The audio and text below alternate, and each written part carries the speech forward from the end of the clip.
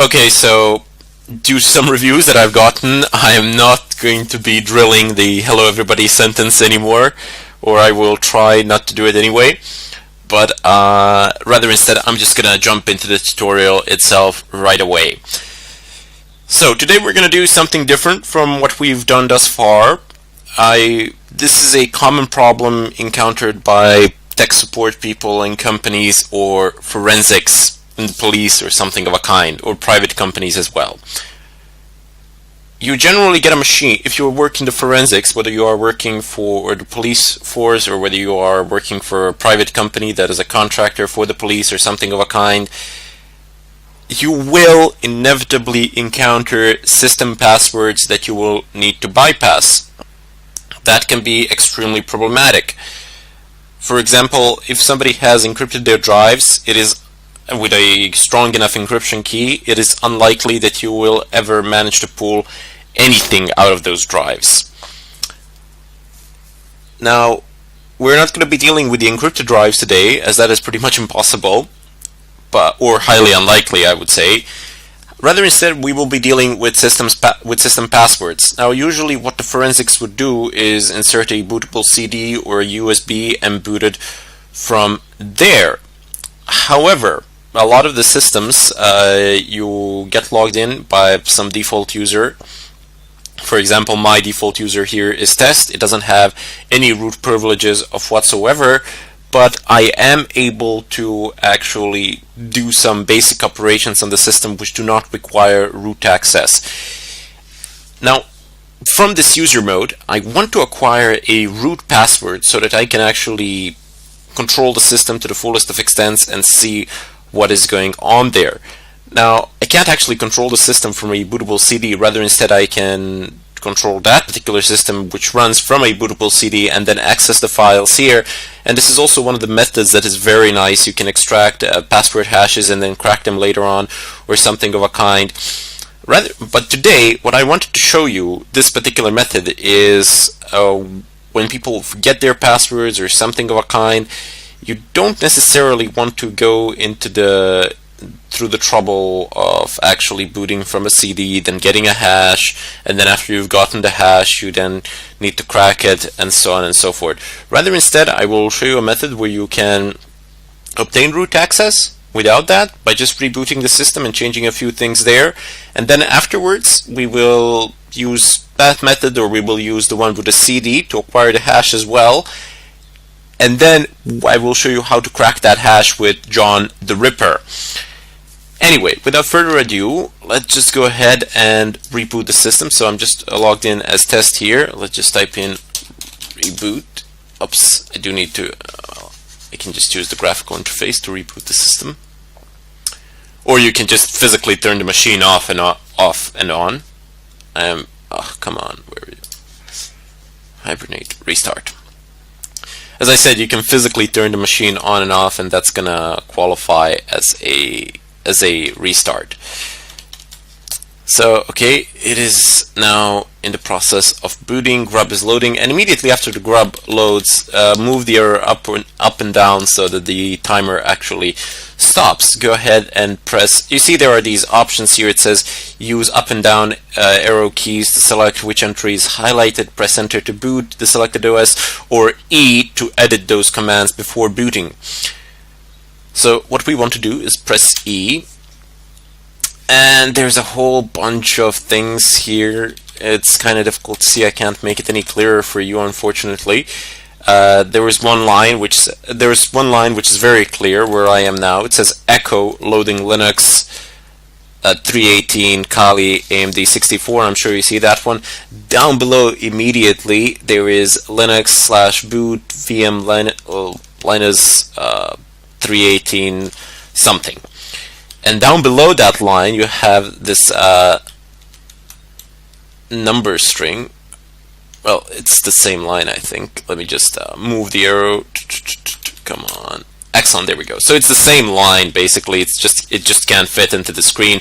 Maybe on your computer it will. So there is this long number. It says here 957-828 and so on and so forth. And after that line, immediately it says RO Due to the background, it's a little bit difficult to see, but on your systems you will be able to see it with more clarity. But anyway, after this number 957-A2 something, there is a space, and then there is RO. Delete the RO, type in RW.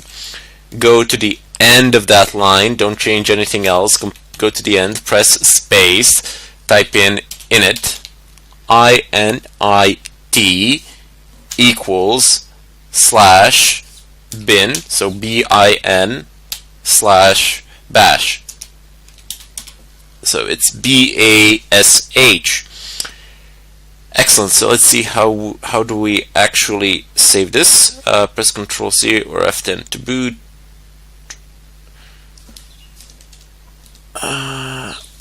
F10, where is the F10? Excellent. So I just pressed F10 and it's booting up now. Let's see what happens. Excellent, there we go. So I am prompted with a root shell. See, I am root on my system now. You can see in the left corner of the screen that I am root here. Of course, this would be in full screen mode, but you can't actually load VirtualBox guest editions while you are booting it like this, so the screen will be rather small. Anyway, it says root at none, but doesn't really matter. I can do whatever I want. I can go ahead and clear the screen. I can cd to root. As you see, I have full access to the system, and from here I can pretty much do anything. For example, I can do init/5. Come on, no such file. Do you have startx? Nope, you do not have startx. Fantastic. I have config. No network configuration either, primarily because I am in this mode, which is fantastic, but it doesn't matter. I can do a lot of things to the system. For example, just to give you an example, here we go: cd home test. So I am in the test, and now I can do pass wd, type in test, and I can change the password for test. I can even do pass wd for root, and I can change the password for root. Let's do that. So pass wd for root, what shall it be? The new password, I'm just gonna type in exactly the same one as I've typed in before, but you get the idea. You can type in whatever you want here. Excellent. So it says pass wd password updated successfully.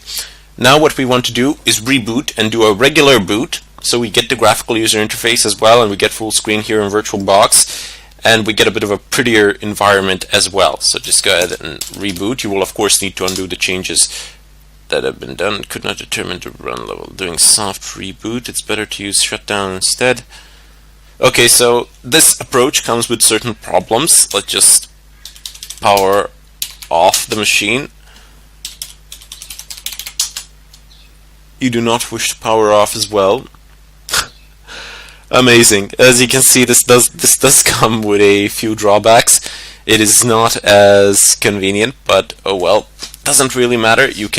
What you would do on a physical machine then, if you don't want to bother yourself with figuring out what the problem is here, I of course have to go like this, and you'll probably have to do it like this on your virtualizer, which is probably VirtualBox, but I have seen that some people have been using VMware in the discussion section as they've had some problems with the VirtualBox.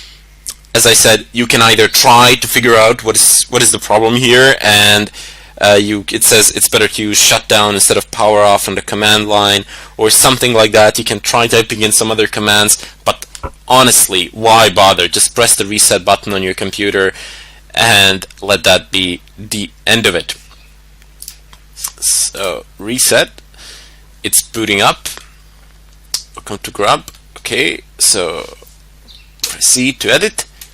Let's just go and oh, excellent, that has been deleted by default and it's a clean. So if you mess something up here, just reboot the machine and the cleanup operation will be done for you.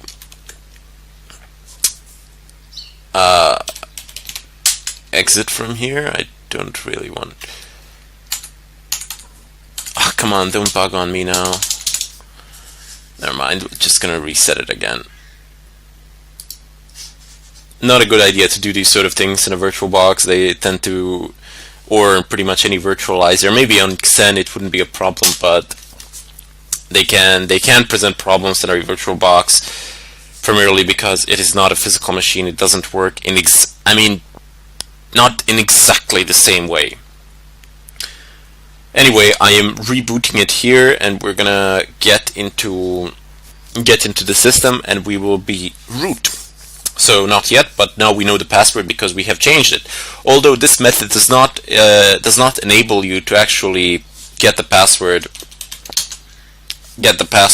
itself. Rather, instead, it allows you to only change it. But we obviously needed to do that because we need root password if we are to actually access the etc passwd and etc shadow file where the password is actually hashed. And let me just show you that. This is where Linux stores its password.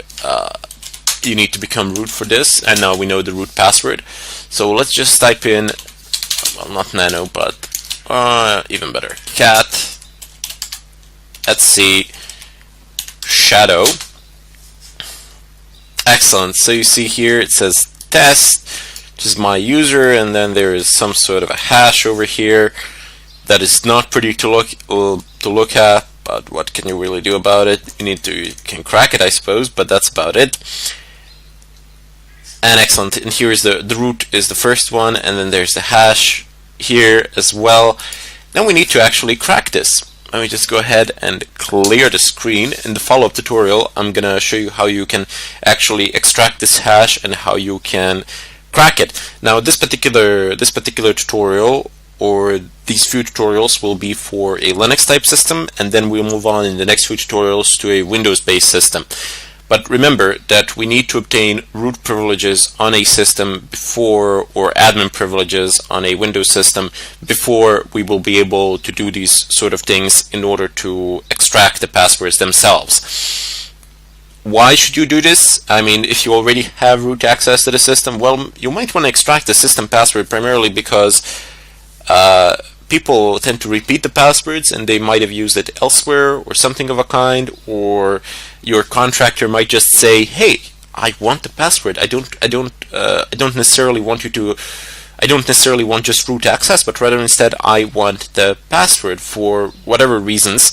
As I said, people tend to distribute them over the other accounts or something of a kind, and then they can use it to log in elsewhere as well.